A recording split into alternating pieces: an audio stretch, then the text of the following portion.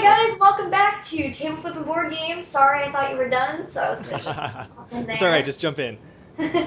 We just played King of Tokyo, and Game Face Killa and I were very, very close, down to one victory point, but I was able to secure it with math, the power of math.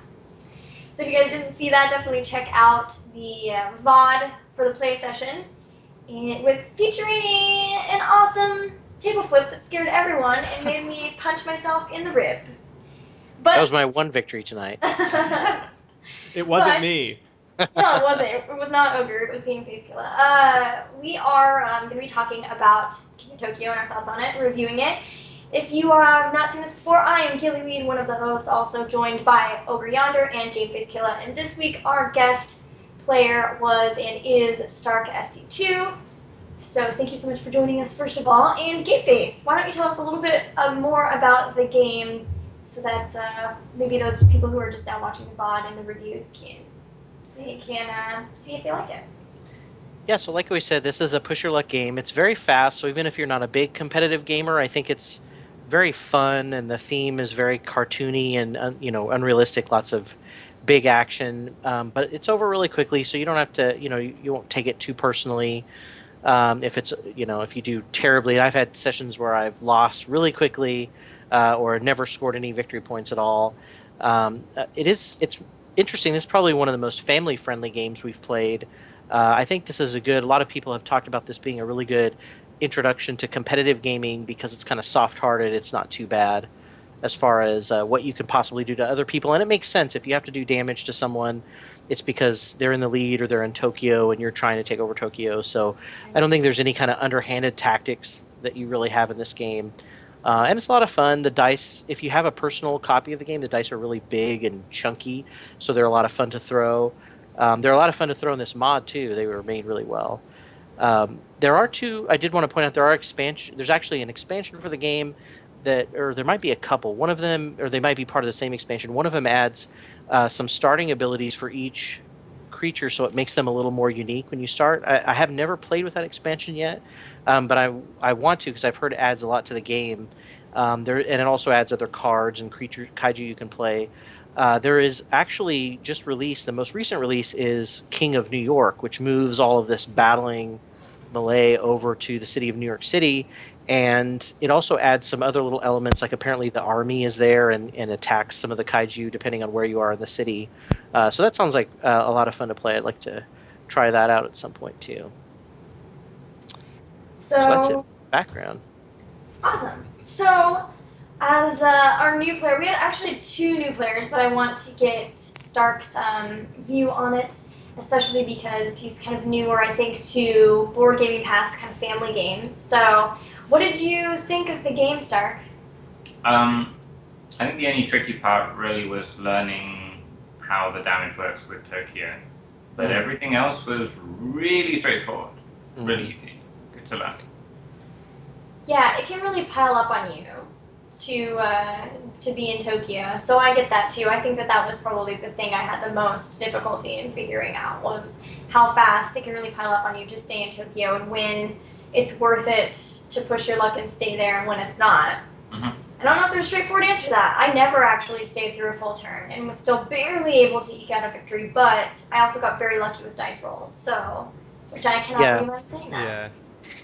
It all depends on the dice for sure. And when you add the Tokyo Bay expansion, you actually can have two people in Tokyo at the same time, two creatures.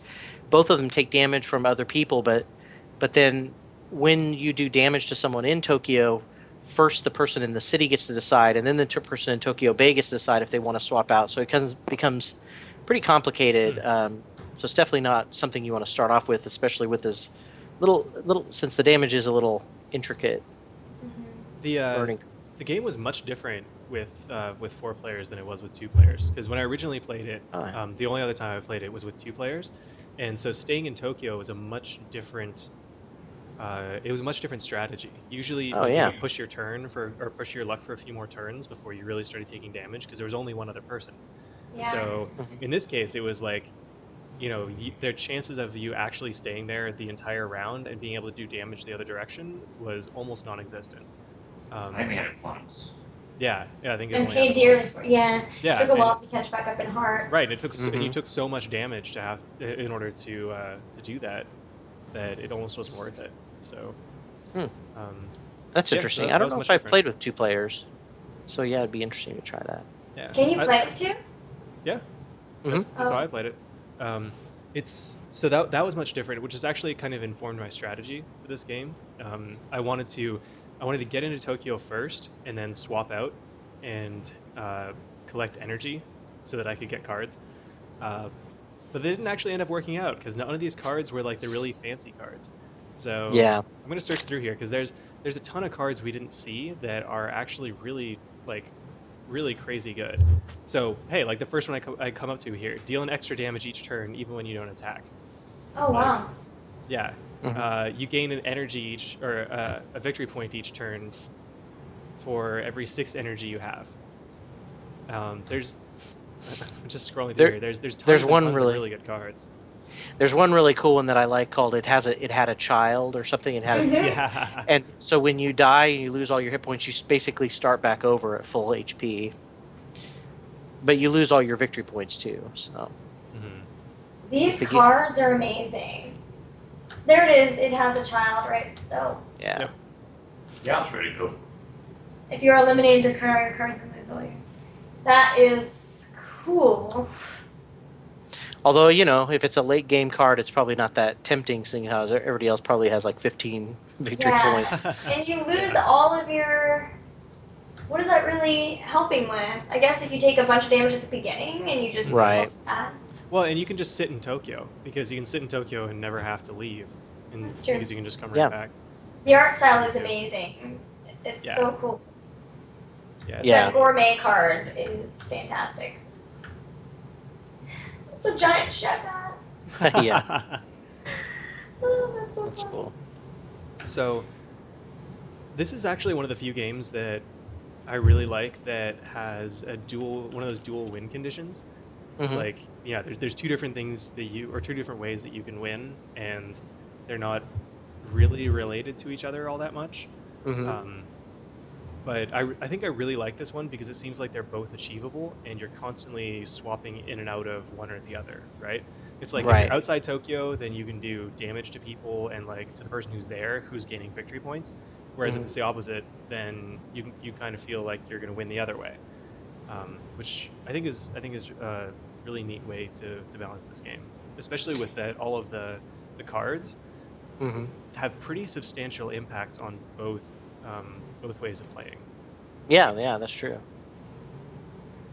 One thing that I think I really like about the game, I'm still deciding, but I like that after every time you take damage, you can choose to leave Tokyo. So if you die, it is entirely your fault because you should have left sooner. Yeah. So I think that that's really cool because it's a lot of it is press your luck and push your luck, which is very terrifying. Psychology-wise, like I don't really know that there's anything. This isn't really a game that like I think focuses on the psychology of being in the game, except maybe like having the cards that augment your powers as a big giant being, as a kaiju. But that's okay too. Like sometimes it's just fun to have fun-looking games that are all about having fun. So I think that's really fun. Or even it switches to the psychology of the player, right? It's not about the character you're playing. It's more about, as a player, I'm pushing my luck. How long can I do this? That pressure. Yeah, that's exactly what I was thinking. Is it's more about pushing your luck. That's where all the psychology of the game comes in. It's just pushing your luck. But I do like push your luck games like Robinson Crusoe too, because it's nice that you know if something happens to you, it is not it's not just the gods or luck's fault, right? It's your fault. And I like that a lot. I actually like that so much better about games than if it's just, oh, I rolled the dice and it sucks. And actually, I love the dice rolling in this game because you get 2 more chances to make your dice roll mean something. And generally, you always get something out of it. Even if maybe you don't get that 3rd number, you still end up getting some hearts back or some energy. It really only comes into play, I think, at the very end when you're really trying to get that exact roll to win the game.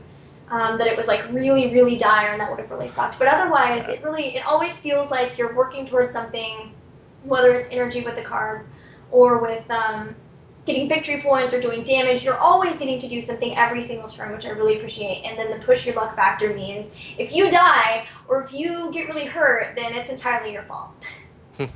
Yeah, that's true. I like that. What other mechanic things did you guys notice from this game? So we had energy a lot less in this game than when I played previously. I think I went through like 4 or 5 cards before when I was playing. This time, I mean, I barely got anything. Do you think maybe you just had more turns because it took I think that was it. Yeah, we just had more turns. The game plays much differently with just 2 players. Yeah. I mean, I can't say whether I like it more or less that way. I'd have to play this with 4 players a few more times because it definitely is different. So we didn't get to really. Well, I guess what I'm getting at is we didn't really get to see the energy mechanic all that much because it is really cool because it's like a third option, right? Because you can bank it. So if you draw energy, then you can see, oh, maybe something is going to come up that's going to be really good. Especially if you get a lot of energy, then you can clear the board and potentially buy something before anybody else has a chance to.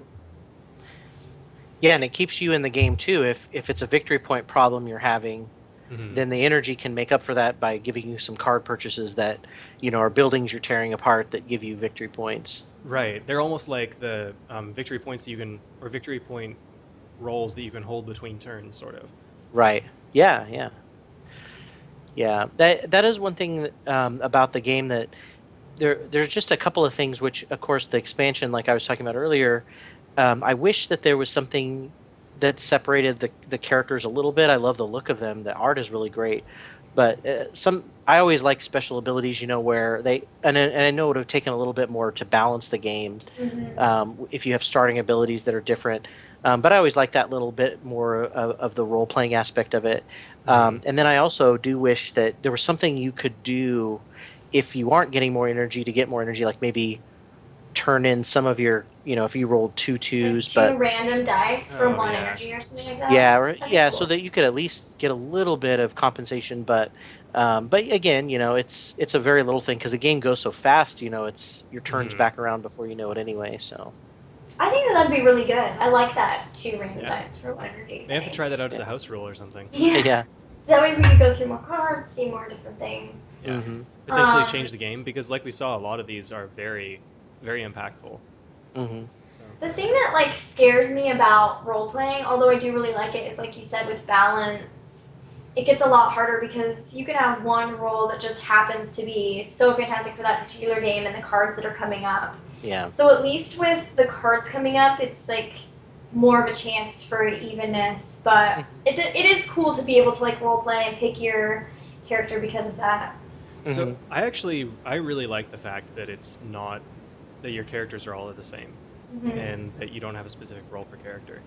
I mean, I fall on both sides of it, but I think that this is a game, because I do like games where you role play, but I think that this is a game that actually benefits from not having it because it is so simple, and that like Gilly said, that extra layer of, well, you just won because your character lets you do this might be something to push it past the point of where it's just like a casual kind of we're gonna roll some dice and have some fun type game.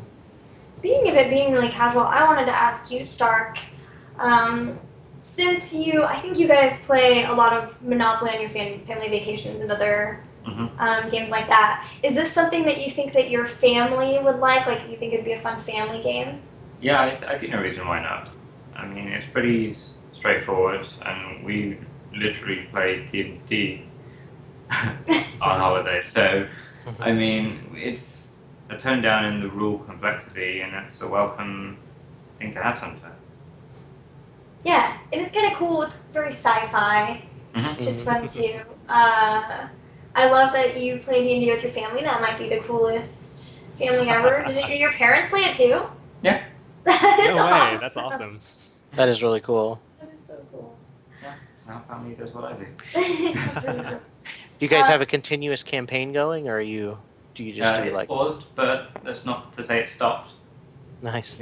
Waiting for a time for all 4 of us to be around the same place. That's cool. Well, I also wanted to talk about the characters a bit. And first of all, they all look really cool, but we always want to talk about how females are being represented in the game. And this is a very interesting one.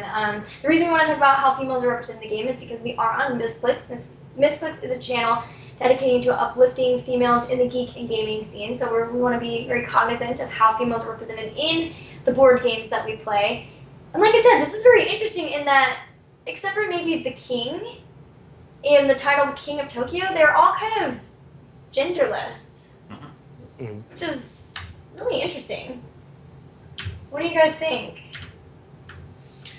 Yeah, I think one of the things that makes this such a great family game is, there's no real, the violence is very cartoony, and it's, there's nothing really that harmful, and so it's that kind of, when you have animals or things you don't recognize as characters, then you don't have to worry about having some kind of bad role model for your whether you have a daughter that's you're playing with or a son. I think either one of them would find it a lot of fun, and not really getting any negative messages at all out of this kind of game, which is cool. Giant sci-fi monsters fighting each other. Yeah.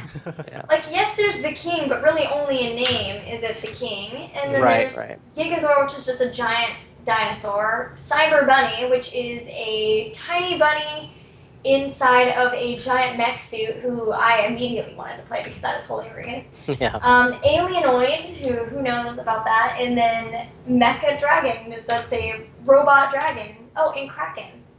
So, very,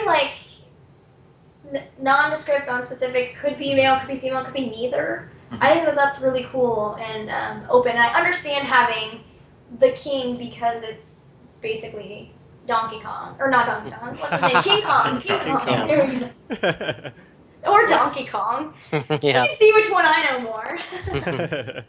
But I think it's pretty cool. And like you said, I like that they're all cool for kids to play, and they're all they could all be. You can identify with them. Yeah. With any of them. Well, until actually discussing it just now, I didn't even realize that this is a very G-rated game, but it doesn't seem like it was made to be that way. It's not like, God, I don't know, like the Game of Life or whatever. That seems like it's that it's meant to be sanitized, exactly. Yeah. So I don't know. It's That's still cool. destruction, but it's nice. Yeah, yeah, exactly. Happy destruction. I don't know. Yeah. Not to harp on it too much, but we don't play a lot of games like that because we just aren't generally, I guess, attracted to that type of game. So it's interesting that we didn't even notice it kind of crept up on us. So. Yeah, for sure. Debs DeFebruary says women can be kings too. That's what my grandmother always used to say, that she wanted to be a king, not a queen. First of all, your grandma's awesome. And also, that's a good point. I like that. That's true. Now I'm interested. Game Face Killer, you have friends who are they 5-year-olds? Have you had them play this game yet? We haven't. Their dad has played it, and he really likes the game. I think there would be aspects of it that would be difficult to explain, like the rerolls and the energy purchases. Yeah, that's true. Explaining that. But I think, this game is set for 8 and older. I don't think it probably would be more than a couple of years before they'd start to understand how it works. Yeah, I think the biggest thing is, Stark mentioned, the moving it out of Tokyo. Yeah, the strategy there. But if you kept it story-wise, or if you kept it like a story, do you want to try to damage the Mechasaur or the Mecha Dragon in Tokyo, then you try to re-roll these. If you kind of took care of the rules for them behind a story, I think even younger kids could enjoy it. Very cool. And I have students. This is actually a game that was one of the first games I purchased for my board gaming club at school, and the students really love this game. They like it a lot. It's a fan favorite. It's really awesome. Sweet. Well, I guess it's been kind of a shorter episode this week, but it's good to have those mixed in too. Yeah. Do you guys want to give reviews, I guess? I will say that I'm not a fan of competitive games, and I hate dice rolling with burning passion. And maybe it would be not as happy if I was like, in last or whatever. But I do like that you get rerolls. I think it's much better. I like that no matter what you roll, you can still gain in some way and work towards your goals in some way. And I think that really mitigates the annoyance of it being a complete dice game. And it really, like Game Face Killer said, it was not that bad in terms of competitiveness, because if you're in the center, if you go in there, you're asking to be attacked. So there's nothing else. Like, you have to know that. And it does not bother me at all. I actually really enjoy this as a competitive game, and there are not very many games I say that about. So thank you, Game Face Killer, for bringing this into my life. Yeah, I'm glad we found a competitive one. You can Finally. Yeah. Yeah, I'd agree. Like, I really like this game. I liked it the first couple times I played it, and yeah, I think it's just a great game. And it's one of the ones that is kind of more on the complicated side of party games. Like, so you might want to bring this out with friends who like to play or want to sit down and actually focus on something rather than just goof off. But I definitely wouldn't feel out of place, like just being like, hey, you guys want to play King of Tokyo? Yeah, let's do that. That sounds fun. We don't have to commit like 12 hours to setting it up and everything. Yes, or understanding a whole new rule set or that sort of thing. Yeah. It's just like get out, have a good time. I like the phrase that I've heard in a couple of podcasts. It's a good beer and pretzels game. Yes, yeah. There you go. Stark, final thoughts on it? It seems to me like it can be as simple or as complex as you kind of want to make it, and I do like that. It's got a lot of depth, but you don't have to dig through all that depth. You can just be dice rolling and going out of Tokyo and be quite happy with that, or you can be really thinking about, do I want this card, do I want that card? Got a lot to it. Cool. Well, I'm glad everyone enjoyed it. Stark, would you like to finish us off here? Oh, hold on. Let me say a couple things before we end with our table flip for our guests. I'm just so excited. I know you are. Hold on just a second. First of all, thank you guys so much for watching. Please follow Misscliks, Twitch, Twitter, Facebook, and YouTube. YouTube's where you can catch the VODs for this if you are watching on Twitch and want to check out some of our past episodes. Twitch is where you can see it live if you'd like to do that. And we're also running Teespring, T-Fury. We've got a cool t-shirt right now that you can check out at the bottom of our Twitch page. It is... I can't tell what it's actually. Teespring, there we go. So check that out.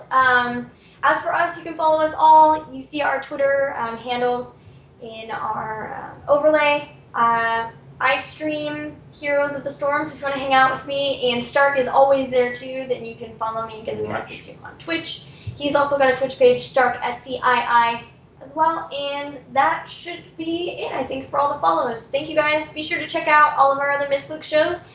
And with that, please, Stark, do us the honors of flipping that table. I never get told. Bye, everyone. Bye! Bye.